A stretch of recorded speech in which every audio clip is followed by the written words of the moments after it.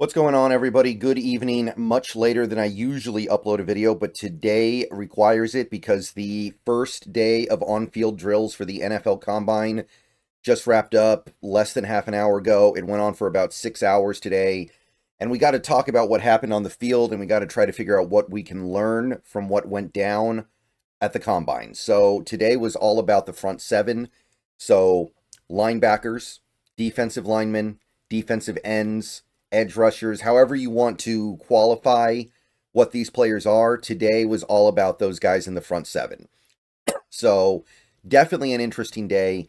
Pretty much every team in the league is going to be very interested in what these positional groups do. So we're going to do our best to talk about it. This video is powered by BetUS. One thing I will say, though, quite simply, there's a lot of stuff that happens at the Combine that is not quantified by any number or any time or any objective metric. There's a lot of stuff they do where you just watch it and you see how they look. Like, if you watch the defensive linemen, they were the first group that went.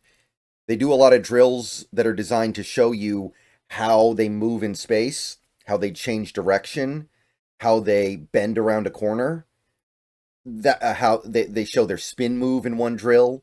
It's that kind of stuff where there's no number. You just watch them and see how it looks. So that kind of stuff we're really not going to be able to get into in a video like this that much.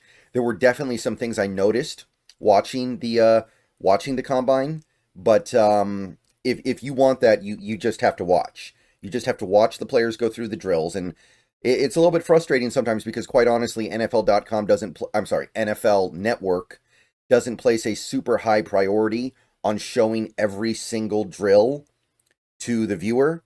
Like, it's more of a casual thing for them once they get past the 40 time, but definitely worth doing if you really want to understand these players. So we're going to go ahead and start with the edge rushers, or the defensive ends. And again, that encompasses a few different things. You have edge rushers that are outside linebackers. You have edge rushers that are hand in the dirt defensive ends. So to try to silo all of these players into the same area just because NFL.com's Combine Tracker lists them in the same position is not a good idea.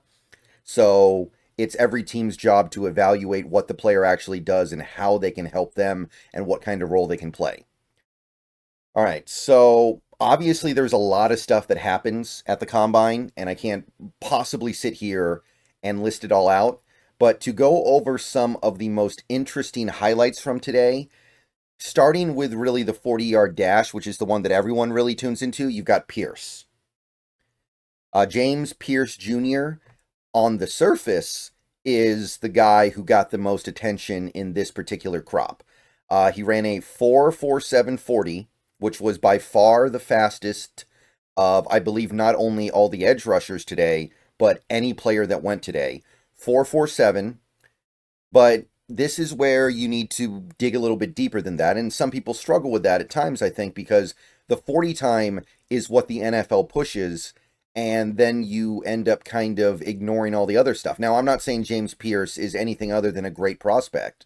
James Pearce is an awesome prospect, but if you go to his page on the Combine Tracker, the first thing that should stand out to you is 245 pounds. Now, 245 pounds is fine. There are definitely teams that have edge rushers that weigh about that much. But he runs a 4.47 at 245 pounds. And then you've got a player like a Jordan Birch, who weighs almost 280 pounds and ran a 4.67, which is significantly slower, but given the weight discrepancy, I don't think there's a massive discrepancy in terms of you getting excited about what you see, because Birch is carrying so much more weight. And then you look at some of this other stuff, like 32 and 3/4 inch arms is fine, but we'll see several players with longer arms than that in this group alone.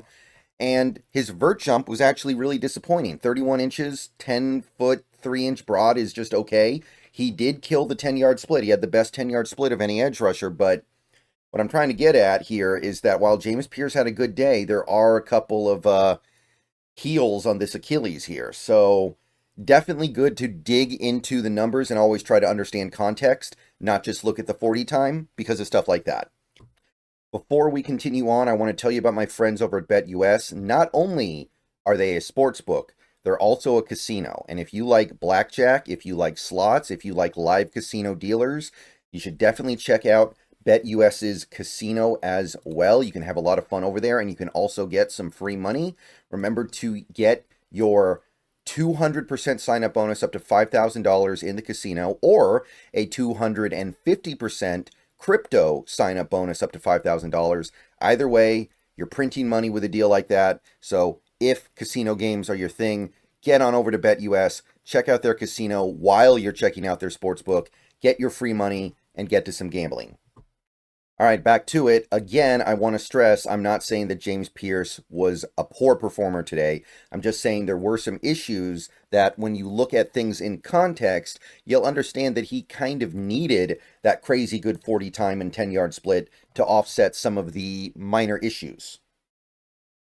Still, though, clearly a first-round pick. And by the way, he ran his 40 in a hoodie, so he might be a little bit faster if he actually got in his underwear. Who knows? So Pearce looked good. Shamar Stewart, though. Shamar Stewart, I know that he's kind of going down a little bit of a dangerous path where he's the workout warrior, he's the Senior Bowl warrior, and he's somebody who didn't produce a lot when he actually played in games. But man, did he turn some heads in a positive way today. Shamar Stewart of the Texas A&M Aggies looked good out there. And again, context matters. For one, this guy is 267, much heavier, 22 pounds heavier than a guy like James Pearce. So his 4.59 40 time isn't as good as Pearce, but when adjusted for size, it might be about as, maybe even more impressive. We're talking about what, 0.12 seconds carrying 22 extra pounds? That's a trade-off I would probably be willing to make if I'm an NFL team. He's also got longer arms by a pretty decent margin, 34 and an eighth inch arms. Really, really freakish stuff that I wasn't really expecting. He had a nice 10-yard split as well, one of the best 10-yard splits of any of the edge rushers. I think almost identical to Pearce, just 0.02 seconds, and he jumped out the building. 40-inch vertical, 10-foot, 11-inch broad. There's not much I can say to that other than he's a freak. And you can see why teams are starting to get really excited and circling the wagons around Shamar Stewart. Again, I must stress, the Seahawks have fallen for the Senior Bowl darling before. They have fallen for the Combine Warrior before. LJ Collier was like this, right? LJ Collier was not very productive in college. And then the Senior Bowl, he looked amazing. So the Seahawks fell in love with him, and we all saw how that turned out. That doesn't mean it's wrong in all circumstances to fall in love with the Senior Bowl / Combine Warrior. So this guy had one of the best days of any edge rusher for my money, and I would definitely bump him up a little bit after that, even as I continue to have some reservations. Landon Jackson was another name that got positive attention today, the Arkansas edge rusher. Another slightly bigger guy, 264 pounds.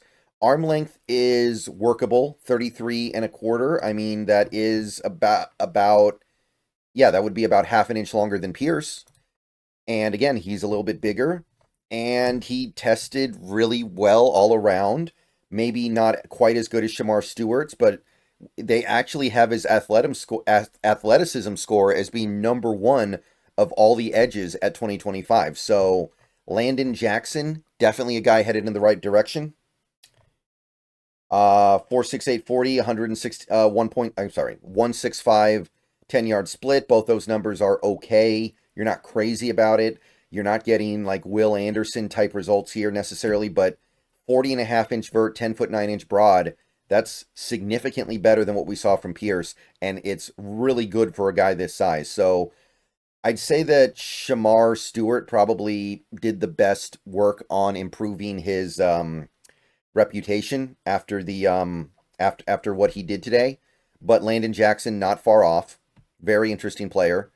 And another guy who I want to single out here because not everybody did all the drills, and Donovan Izuruaku didn't do the 40-yard dash. He did everything else, though, and I want to shout him out because he killed the 3-cone and the 20-yard shuttle. So Donovan Izuruaku, Boston College. We've talked about him before in my previous videos. Um, Decent size. He's a little bit smaller than some of the other guys that went today. Like Jordan Birch makes him look like a little kid, but Jordan Birch, I don't even know if Jordan Birch is going to be an NFL edge because he's so big. But good arm length, 34 inches, a full 34, and he had pretty good jumps, not great, but the 3-cone, which is designed to more accurately simulate how you move on a football field, 6.94, so sub 7-second 3-cone, which was much better than any other edge this year. Not that a lot of edges did it. And he also had a great 20-yard shuttle of a sub 4.2. So don't discount the value of those things. So Donovan Izuruaku is probably doing himself some favors here. It would have been nice to see a 40-yard dash, but realistically, the 40-yard dash, 10-yard split stuff, there is value there, but you could definitely argue something like a 3-cone drill is more illuminating in terms of football prowess. So I'd say he did himself some favors. Of the edge guys, the one guy who kind of disappointed me, and I'm not quite sure where I stand on him at this moment, would be Kyle Kennard of South Carolina. A lot of Seahawks fans like this guy. There's been a lot of enthusiasm here, and I'm not saying it was all bad, right?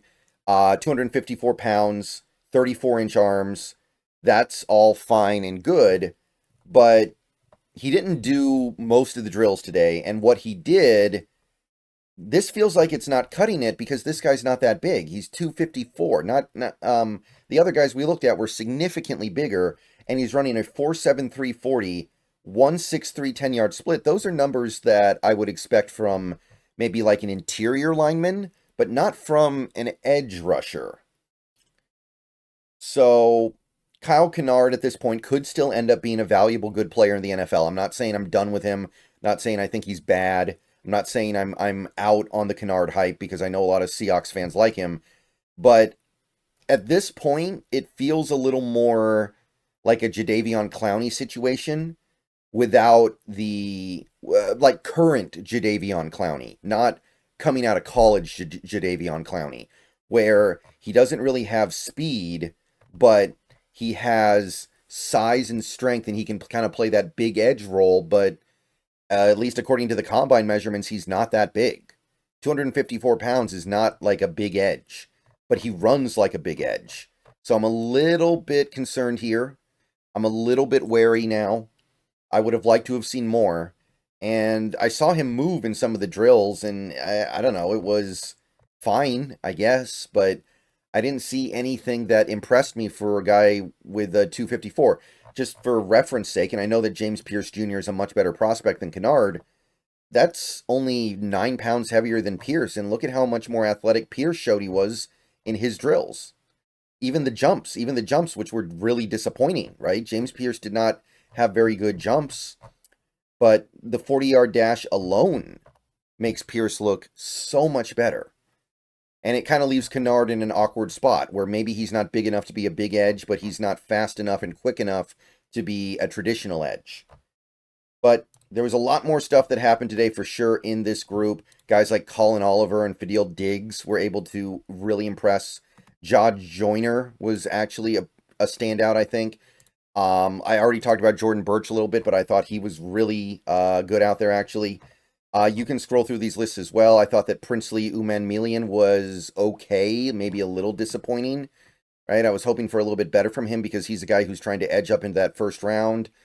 What else is there? Not really all that much more. I think those are the main things that really bounced out to me. Again, once you get into the later drills, like the 3-cone, so many players don't do it, it feels like. It's like you find maybe one guy that really stood out, which is why I talked about Izuruaku.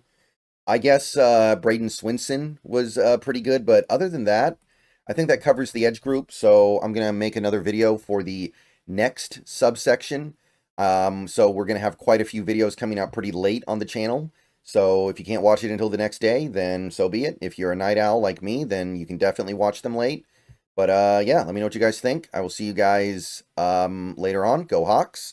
And that's my initial impressions of the edge rusher class from the Combine.